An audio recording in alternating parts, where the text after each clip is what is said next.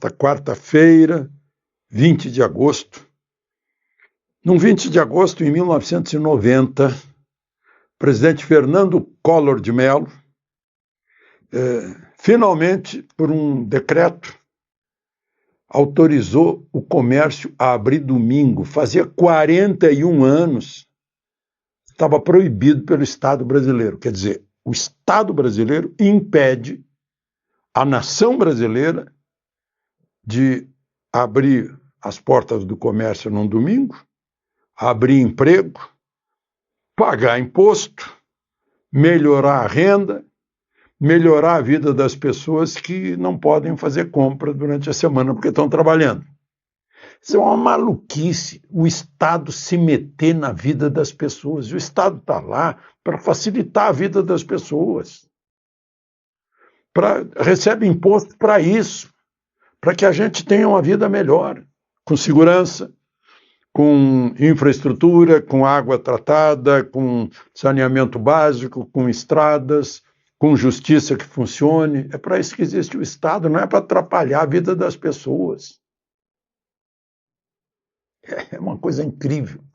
Como a gente fica amarrado aqui e como as pessoas vivem desamarradas e amparadas pelo Estado nos Estados Unidos, por exemplo.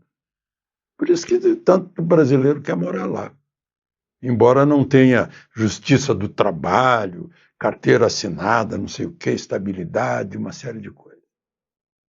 Paga menos imposto, tem mais segurança, tem saúde melhor, tem ruas e cidades bonitas e limpas e tudo organizado. Lembre-se de se inscrever, estamos chegando. Vamos chegar a um total de 10 milhões, somando aqui o X, o Instagram e aqui o YouTube, né?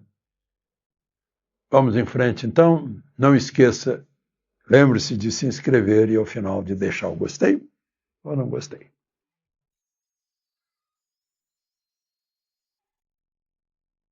Hoje foi um dia que deixou o governo desesperado. A ministra de Assuntos Institucionais, ou seja, a ministra da Política, das Relações com o Congresso, saiu a toda para o Alvorada para contar o que estava acontecendo. E o que aconteceu? Gente, o governo estava todo mobilizado para não ter comissão parlamentar de inquérito sobre o imenso, cruel, gigantesco, amazônico roubo de quantos milhões aqui de idosos? 3 milhões e tanto de idosos lá na Previdência, mas não queria investigar, né? 3 milhões e 200 mil idosos. Gente, a Comissão Parlamentar de Inquérito quer investigar para saber até onde o governo facilitou isso. Fingiu não saber, porque tinha que passar pelo INSS, pelo Dataprev, pelo Ministério da Previdência,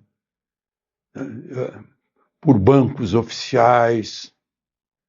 Não é possível que todo mundo tivesse ficado cego, surdo, mudo, enquanto estavam levando o dinheirinho dos idosos, aposentados e dependentes, né,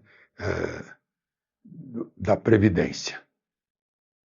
Mas estava tudo pronto para o governo. Bom, não tem como impedir uma CPMI, Comissão Parlamentar de Inquérito Mista, né?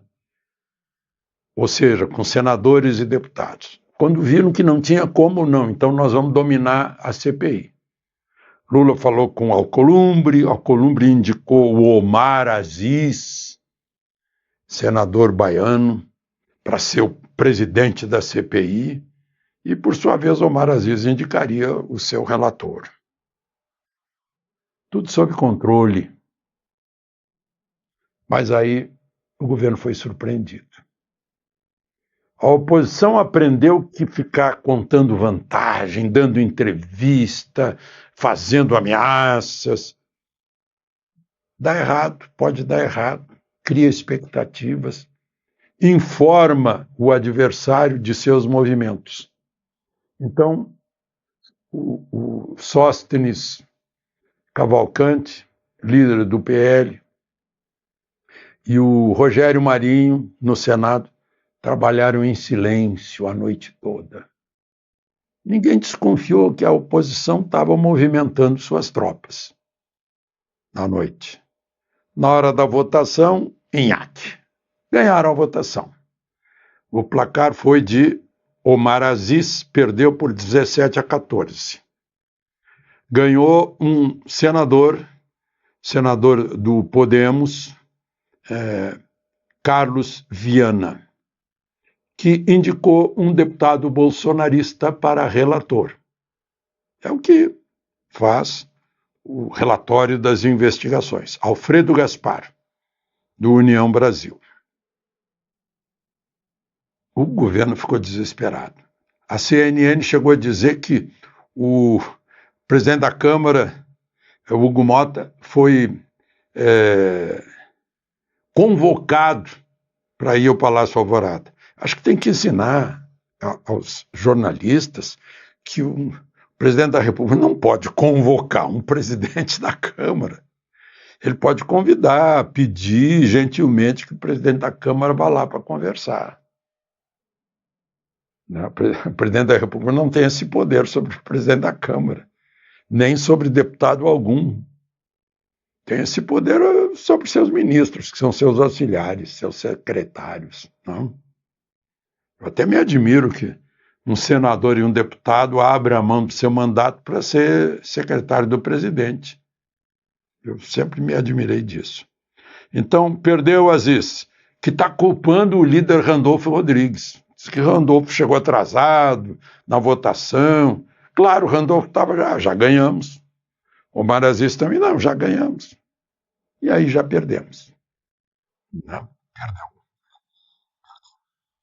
Mas não foi a única derrota do governo no dia. O governo estava aliado ao Supremo. Não, é voto sem comprovante de voto. Vamos confiar, é preciso confiar, tem até a lei que não pode duvidar da urna eletrônica. Aí está com a lei complementar que cria o código, um novo código eleitoral, entrando na Comissão de Constituição e Justiça do Senado, que é a mais importante do Senado, e a comissão abriu as portas para o comprovante do voto em papel. Foi 14-12 a emenda que entrou. Como não estava na Câmara, vai ter que passar pelo plenário do Senado e depois pelo plenário da Câmara. E diz mais ou menos isso, né? A urna imprime papelzinho, o eleitor olha o que está escrito, se é aquilo mesmo, se foi naquilo mesmo que ele votou, aí ele aperta lá um verdinho e cai num depósito que é inviolável, que se precisar conferir, vai ter que recontar no papel para tirar as dúvidas. Gente, se tivesse esse comprovante do voto na última eleição presidencial, não teria acontecido o 8 de janeiro. Porque ele é necessário quando a diferença é mínima. O Supremo derrubou 2 vezes, isso foi aprovado pelo Congresso Nacional, 2009 e 2015. E não tem partido político. Foi Roberto Requião, MDB, foi PDT, o Brizola Neto, até o Flávio Dino já foi... já subscreveu uma dessas emendas. E a última é do Bolsonaro, 2015.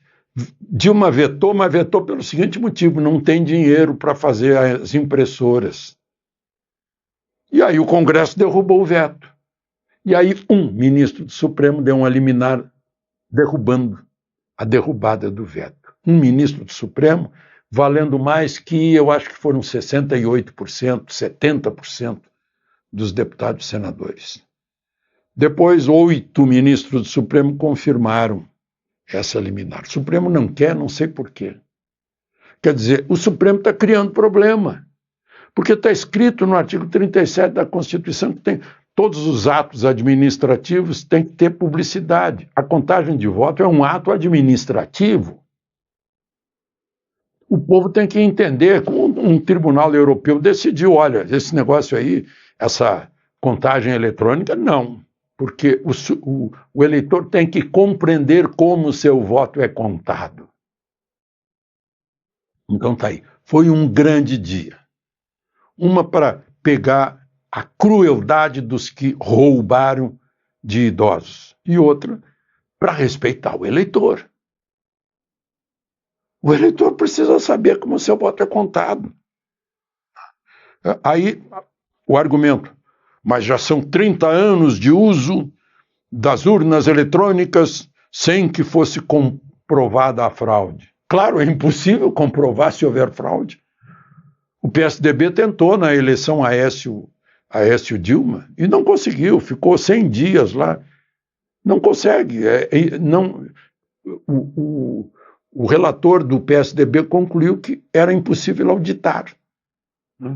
Bom, e por último, após o ataque de nervos com aquele avião, aquele Boeing 757-200 branco, que pousou em Porto Alegre, depois pousou em Guarulhos, foi todo um mistério. E era um voo normal, mas está todo mundo com os nervos à flor da pele, né?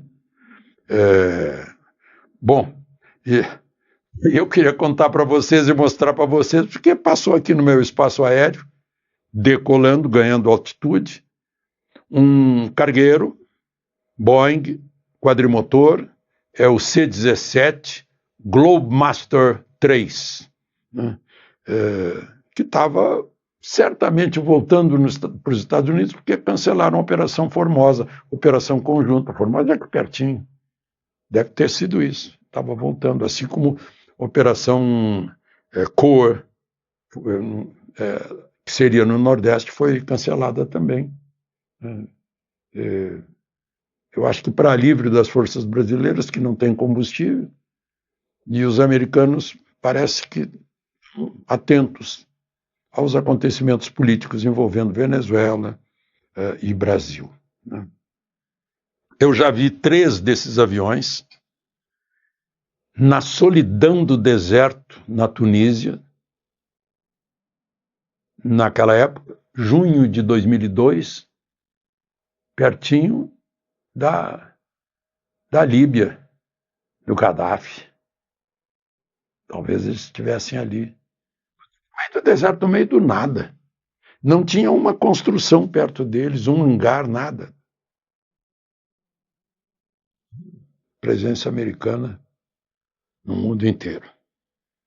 E o avião misterioso era um avião diplomático, trazendo material. Vejam só, material do visto, por exemplo, é um papel especial. Eu acho que eles não confiam em vir tudo isso em voos normais e em voos especiais. Tudo que eles, por exemplo, pousaram para abastecer 2 consulados importantíssimos, o de Porto Alegre e o de São Paulo. De Brasília, Alexandre Garcia.